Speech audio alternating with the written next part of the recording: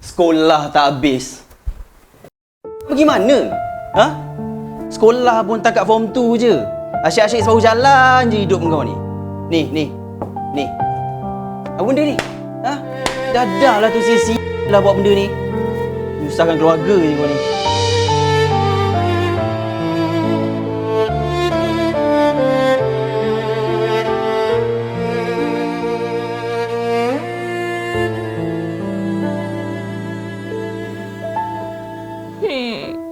Kenapa semua orang tak percaya Fin ni? Kenapa semua orang tak macam nenek? Nenek je yang support Fin. Nenek je yang percayakan Fin. Fin rindukan nenek.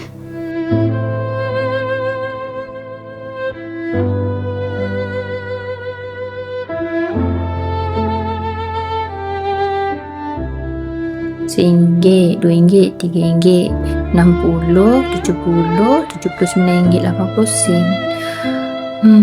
Macam mana aku nak bayar gaji diorang ni? Sehari ni pun tak sampai RM80. Dah settle. Mana Look. Ha?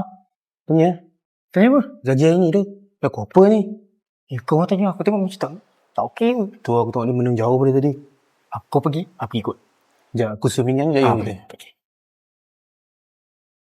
Macam mana aku nak cukupkan ni? Kak. Ya, Kak. kenapa? Dah 5.5. Gaji hari ni macam ni? Kalau akak bayar esok boleh korang? Esok Esok lah akak bayar boleh? Kalau gitu kita orang balik dulu lah kak. Okay lah, balik hati-hati. Okay, Esok Kak. akak bayar Okay, Kak. Terima Thank kasih you. korang. You. Esok.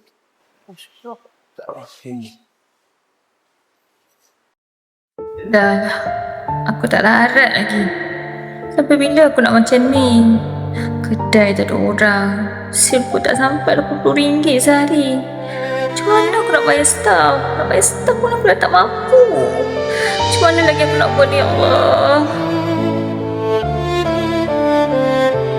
Kalau ni yang terbaik, aku tutup je lah kedai ni.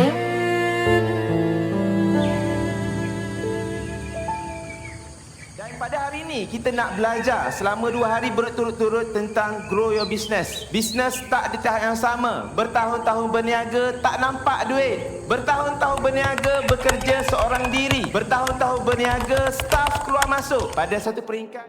Nenek. Rindu sangat kat nenek. Terima kasih nenek. Disebabkan semangat yang nenek tinggalkan dekat Fin, buatkan Fin terus kuat sampai sekarang. Kalaulah nenek ada sekarang.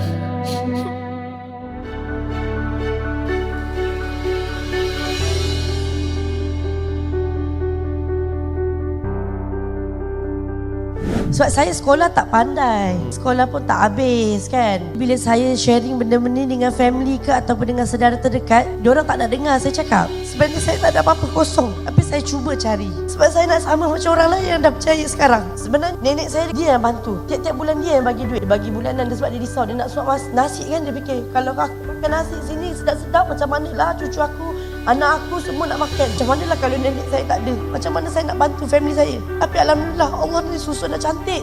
Bila nenek saya dah tak ada, saya pula ganti tempat nenek saya.